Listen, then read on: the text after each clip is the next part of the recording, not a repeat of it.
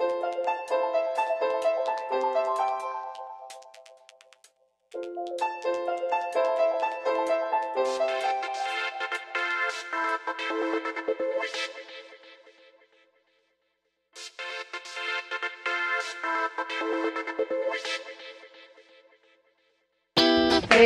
one.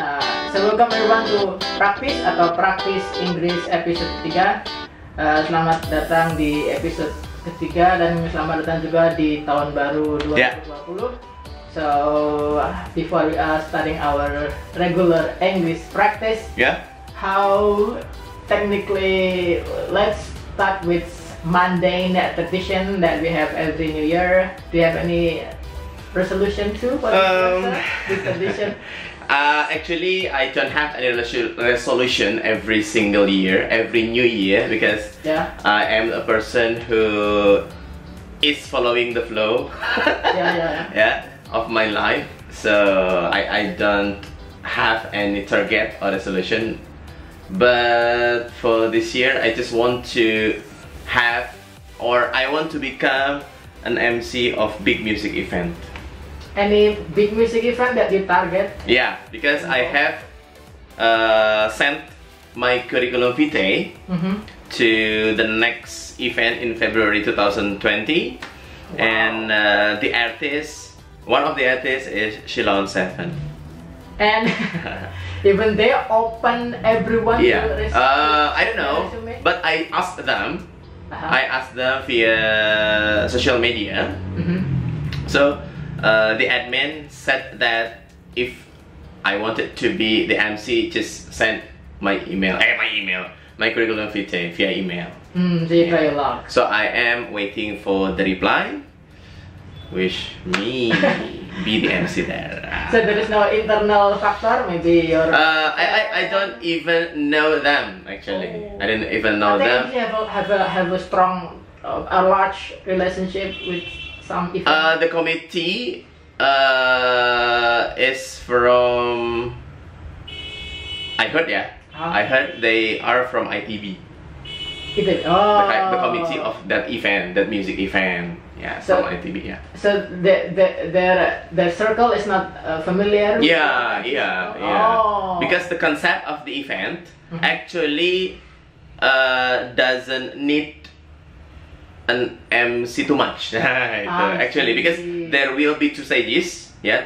So if artist A is performing on stage 1, so stage 2 will have a sound check.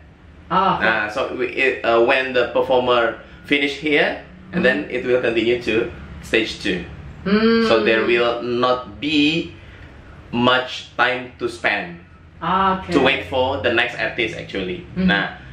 But the MC is still needed when the sponsorship want to be announced or to present the artist. Maybe one artist perform in one stage and then second stage. And there will be about 21 artists there performing in one day from afternoon till evening till about 11 or 12. Yes, it will be held at Hussein Sastranegara Airport.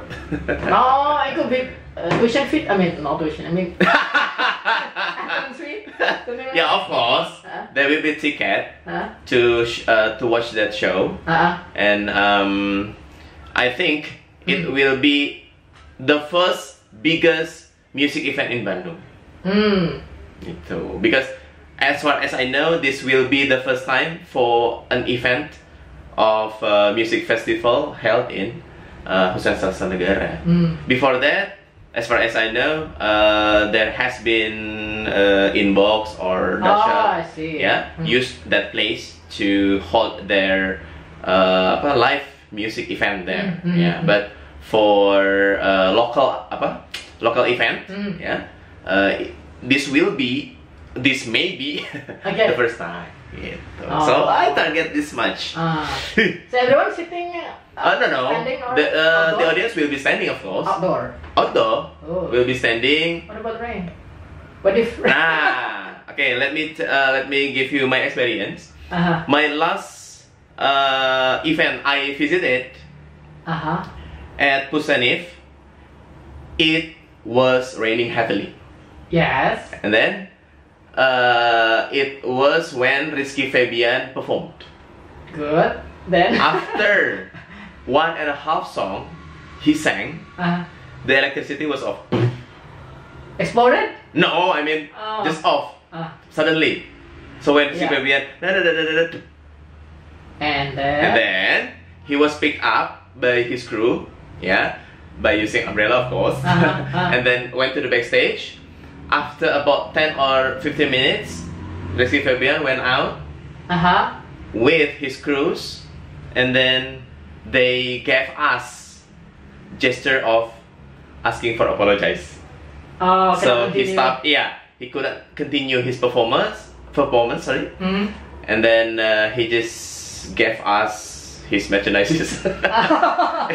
to ask for apologize, maybe, because of course some of the audience may be waiting for him, maybe his fans, and then the weather was very bad at the time. It was raining heavily, and then the wind blew so hard.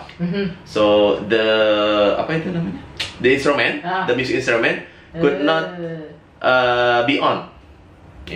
So we were waiting for about 1.5 hours till 2 hours for the next performer of Mario and Jola. To wait the wait. And then they said that they had to dry the music instrument. Oh, sad. And all expensive instrument? Of course, because it had a big sound system, and then the concept were also 2 stages at the time, and maybe the committee didn't expect that, of course, so they didn't prepare the MC. I see. There were no MC at all, so the audience was just waiting and waiting. Sometimes we were booing the committee, really. Yeah, because after 1 hour, after 1.5 hours, and then we got wet, right? I brought raincoat actually, and the raincoat sellers were out there, so we could buy before entering the venue. But of course, if there was nothing to do, and then we were had to move right or left, and then or to go somewhere, it was very hard. You cannot turn your phone. And some of the audience, some of us what's that? Used plastic protector, phone protector, to record the situation. I'm so mad. So after 2 hours, the electricity was on again, and the instrument of music could be used, and then the next performer of Mario and Jola appeared. So if you have to put it on percentage perspective, how is your satisfaction during that show? Is it overall? Overall, it was good, because after the rain, after that incident, it was smooth. It was okay until the end of the performance. So the bad luck of us was only before evening. In the afternoon it was raining very heavily. So how many hours that the rain took? About 1 hour until 2 hours, because when it came, when the rain came, and then it stopped, after a few minutes it rained again. Second big rain. So I put off my raincoat, and then after about 20 or 30 minutes it came again.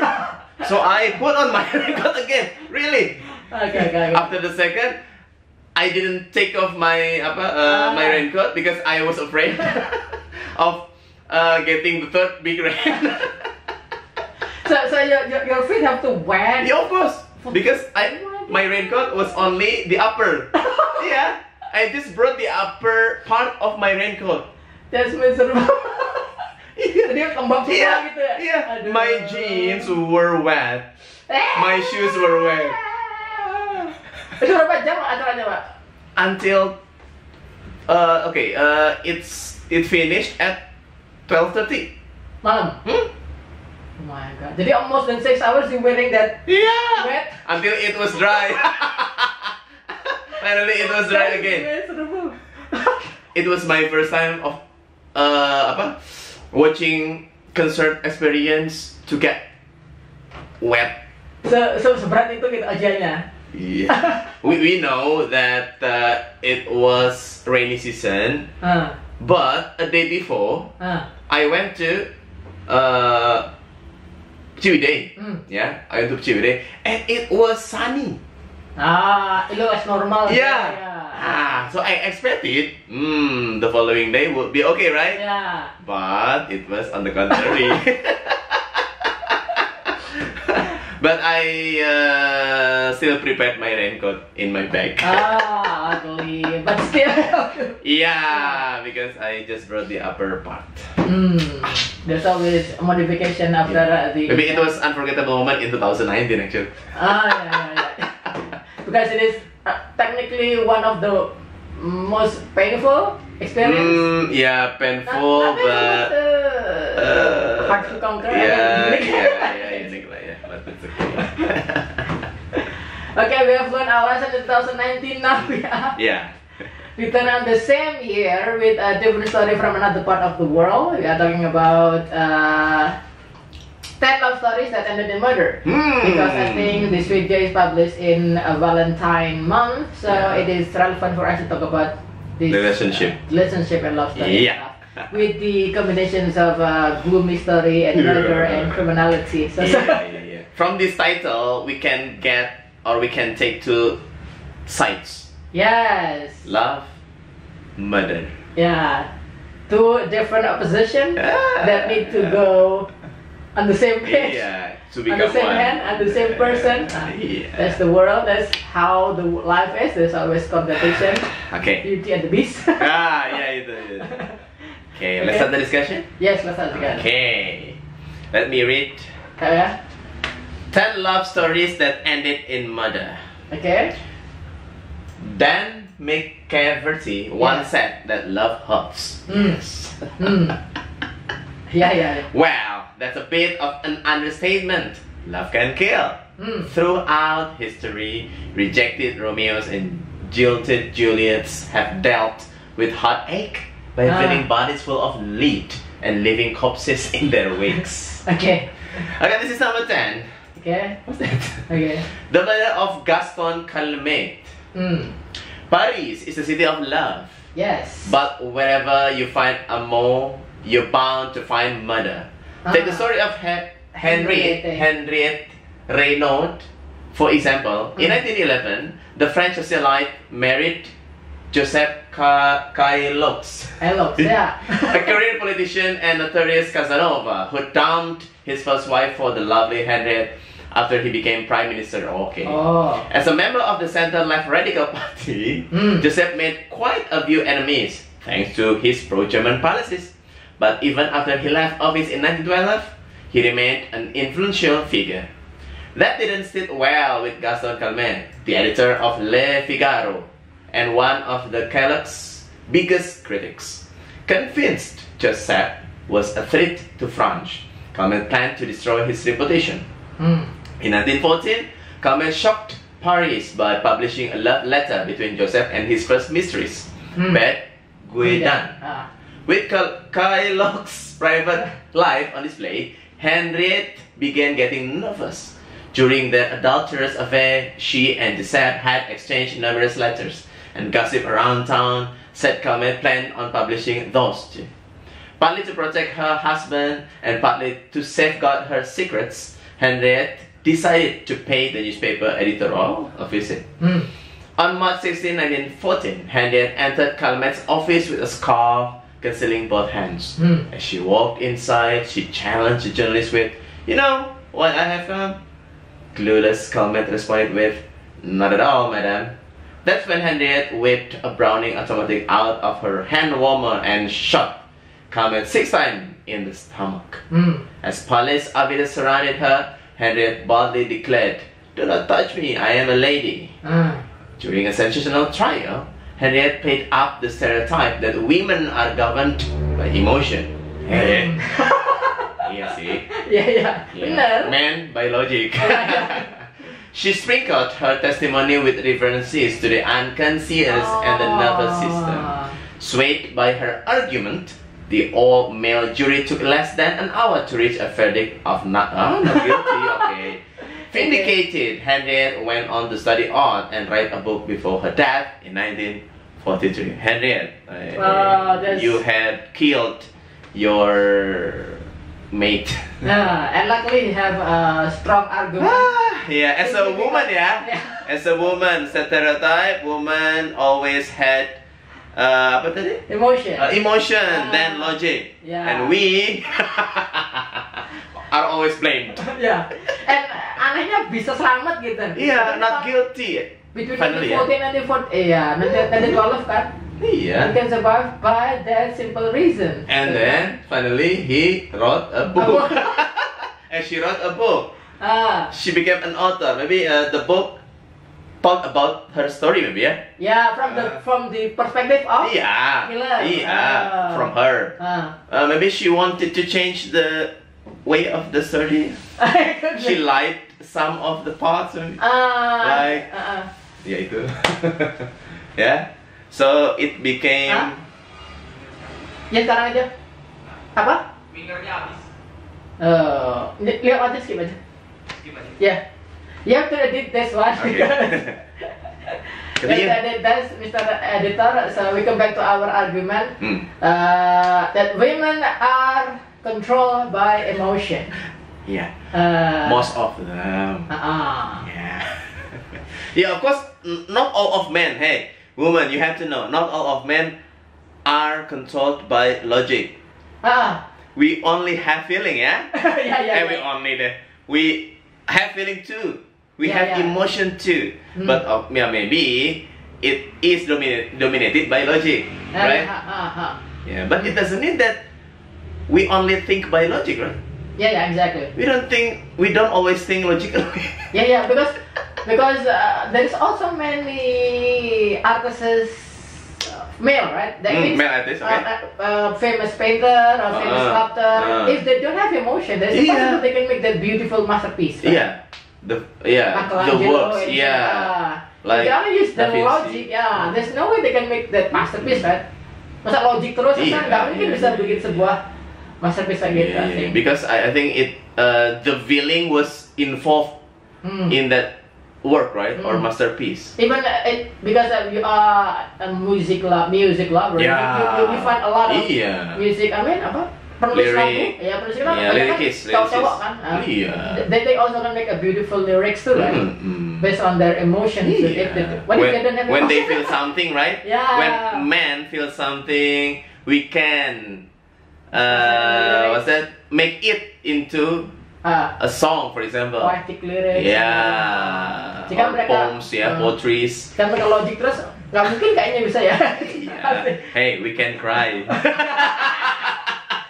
But that look not so cool. For me, that's okay. I have ever cried by women, and it's normal, normal, But what about if father crying in front of their children because of some? Do you think it is? If your position is upgraded from just little man without family and then upgraded to established as a father and then crying, do you think it is? It's based on the situation, of course. If the situation is really pathetic or sad, so a father cannot stand his crying, so he has to. He can show his sadness to his children. If the situation is really bad. But to make the children calm or to make the children not feel what the father feels, it means the father has to make them understand, right, of the situation. But it doesn't mean father or man cannot cry. And then number 9 we have the king of bootleggers. George Ramos was a jack of all trades, first a pharmacist and then a lawyer. Remus decided it was time for another career change when Congress enacted the Volstead Act in 1919. He moved to Cincinnati and, using his pharmacist license to order whiskey for medicinal purposes, started a multi-million-dollar bootlegging enterprise. Remus was a big spender and built himself a mansion complete with swimming pool, horse stable, and a baseball field. He threw lavish parties where he handed out diamond, stock, watches, and automobiles. Wow, hadiahnya automobiles. In fact, some suspect the king of bootleggers inspired F. Scott Fitzgerald's J. Gatsby. And just like Gatsby, Remus had his eyes on special lady, a woman named Imogen Holmes. Infatuated, Remus divorced his first wife. Soon he and his new bride were running one of the biggest alcohol empires in the U.S. When Remus was finally arrested in 1924, he gave Imogen power of attorney over his illegal enterprise. That was his first mistake. His second was telling inmate Frank Dodge that Imogen was in charge of all his money. Dodge was actually an undercover FBI agent, and when he got out of jail, he hooked up with Mrs. Remus. The two sold everything at bootlegger owned and took off with all his dough. Obviously, Remus wasn't too happy when he got out of prison. He got even angrier when Imogen filed for divorce, tried to have him deported, and attempted to have him whacked. Things finally exploded on October 6, 1927. The day after the divorce papers were to be finalized. As Imogen left the courthouse, the gangsters ordered his driver to force Imogen's taxi off the road. Her car went careening into Eden Park. As he climbed out of the wreckage, Remus stuck a gun in her gut and fired. During the ensuing trial, Remus acted as his own attorney, claiming he'd been temporarily insane. Surprisingly, the jury bought it and found him not guilty. Ya Allah. However, he was shipped off to a mental institution for 6 months. When he got out, he spent the rest of his life trying to regain his fortune, but dead a poor man in 1952, still believing he'd gone right by killing his wife. Another reason to killing others is another emotion. It was because of love. Love can make us do anything. Male and female. I think the same quality. Right? The first story we talk about the male, and the second story we talk about female, and then the first was female. Killed a man. Yeah, and the second one. Yeah, the second one, man killed a woman. So these emotion things that make us kill somebody else. Someone he loved. Why this can be? What makes love turn to hate so powerful? It drives him to kill that person that he used to love. Is there any border or boundaries that turn love to a motivation strong enough so that he's ready to sacrifice his life and spend that life in prison? Ada nggak kayak batasnya yang membuat orang berubah dari cinta itu jadi motivasi untuk membunuh gitu? Is there any? Yeah, for me. Why you not suffer that same thing? And why we not suffer the same thing gitu? Atau ada orang tertentu yang ini bisa merubah. Tipe orang ini cenderung merubah cinta menjadi motivasi membunuh. Orang ini biasa aja gitu. I think it is because of hurt. Okay.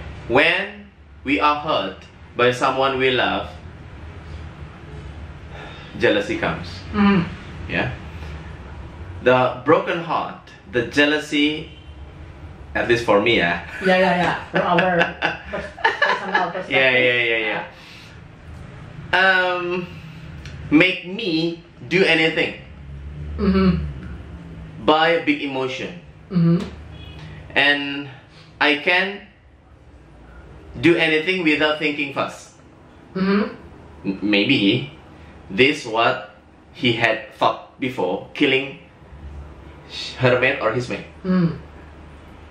So he had big pain maybe in his heart or her heart, and then decided to do something because of big emotion. So that's why when you have problem with your mate, you have to be calm first, right? To talk it in calm situation. Okay. Wait for the emotion decrease. Nah, it might be the emotion controlled that person, right? And she or he had no feeling anymore. Because when we wanted, when a person wanted to kill someone else, it means the feeling of love had gone, right? Yes. Nah, it was controlled by emotion, by anger, I think, yeah. Nah, and it is, if we put it to the to the first cause, I think it was because of hurt and broken heart. Gitu.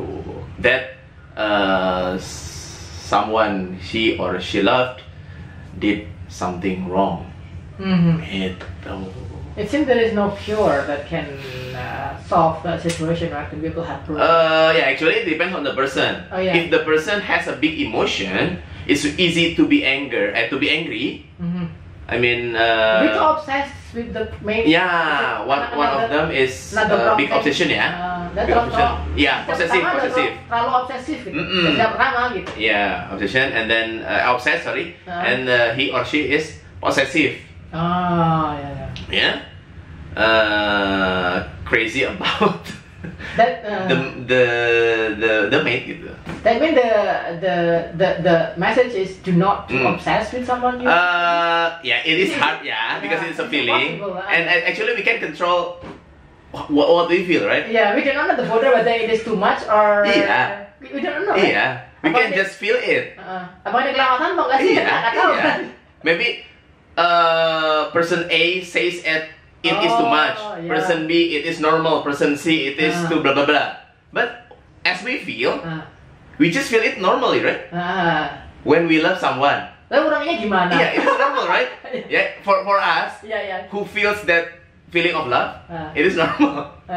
But other people will see us or will look at the relationship differently, right? Yeah, lebay, lebihan.